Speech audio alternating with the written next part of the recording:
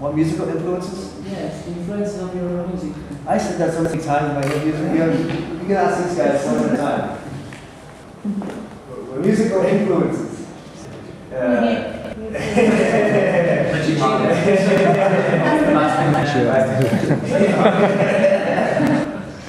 I can't even say that. Heavy metal for me.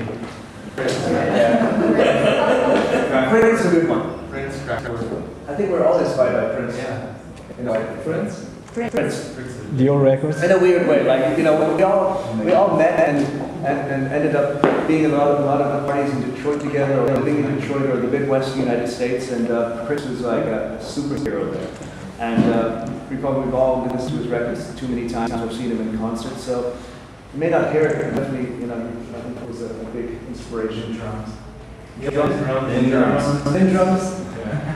Mark's influenced by all types of weird electronics. Video games. Mark, your influences? Do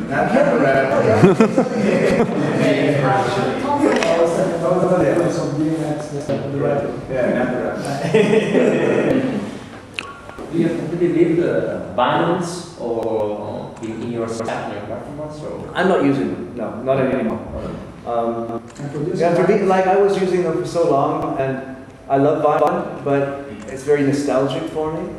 And but for me to continue to be inspired and have the energy to go forward, I need a new challenge. Okay. And so that's one of the reasons I left vinyl. And honestly, you know, to do what we're doing tonight, there's no vinyl involved.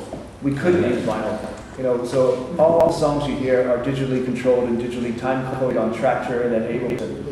And you know, so if someone says to me, "Oh, why leave vinyl?" It's so why? It's like, okay, yeah, great, but this show is like a good example of what you can do without vinyl. You know, and I think that's a special in itself right there. In the production of the concept of contact, connectivity, you have an influence of cyberpunk literature, like William Gibson. I tried to read William Gibson book once, but I didn't get very far. Mark? Yeah, same thing. I know I'm supposed to like it. Yeah, we're supposed to. Yeah, so that's a good way to put it. We're supposed to.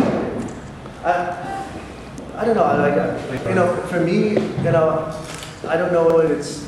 Honestly, part of it is the connectivity between people. But part of it is what technology allows us to do now or in the future. You know, I wasn't a musician. I didn't get into this to make music. I got into it because I was into computers, and and creativity. That took me to music, and then took me to entertainment and performing.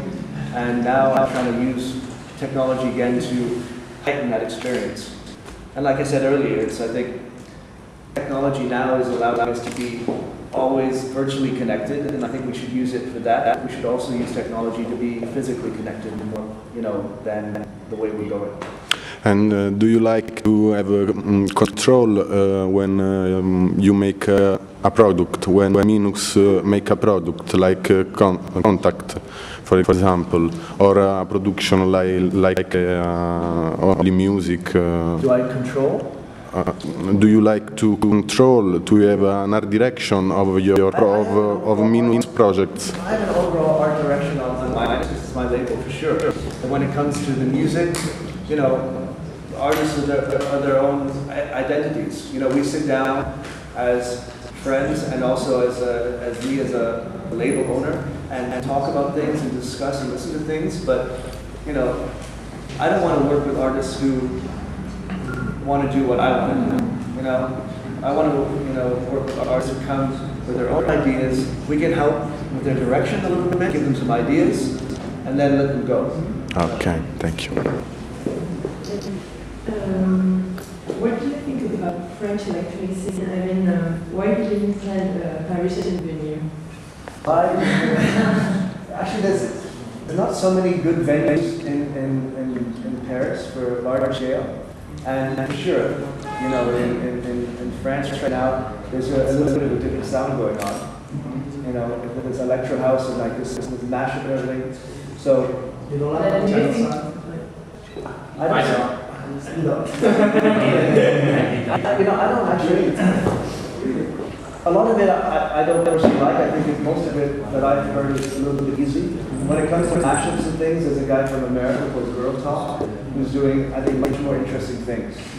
So I would rather, we actually want to do a concert with Girl Talk, so let's see. The future of meals after Future? I don't know, this started out as this year, 9 or 10 shows, and when we're finished, we're going to think about where maybe we could go later with it. But I think we're all really happy to get over the 10 year, and then you start back at year 1, and I think there's a lot of possibilities. Everyone's working on albums, working on new music, we have some new artists coming on board, and I think we're all interested also, when I started it was a little bit more tied to the arts, and maybe not so focused on the dance floor. And we want to maybe bring that together and find a bit more balance between things, and maybe experiment a little bit more. It's expensive to make a tour like this. Fucking expensive. How do you think? And do you sell more MP3s or album? Digital? Right now, yeah, it depends what the releases, but without digital downloads, we would all probably be in a bad situation. We're reaching much more people than ever before. And you buy digital albums from other artists? Yeah. So you listen music with... I would much, for me, I want to listen to, music the moment I hear about it. I want to listen to that new album or that new album now. I want to just be able to go and have it. I don't want to go to the record store. I shouldn't have said that. There's a moment to go somewhere in search of something. There's also a moment where you just want it. And that's I want technology to give me as much possible opportunities and options at that moment. Yeah, but you don't have wave, wave quality album, just MP3 compressed files, so it's not the same. I don't do so much MP3. Most of the demos that are coming in WAV or AIFF, and everything that I'm buying on, say, Beatport or Track It Down or any of the other guys, I'm buying when I can in full format, CD quality files. Sorry, we have opened the door, so Any more questions? One more? Yeah.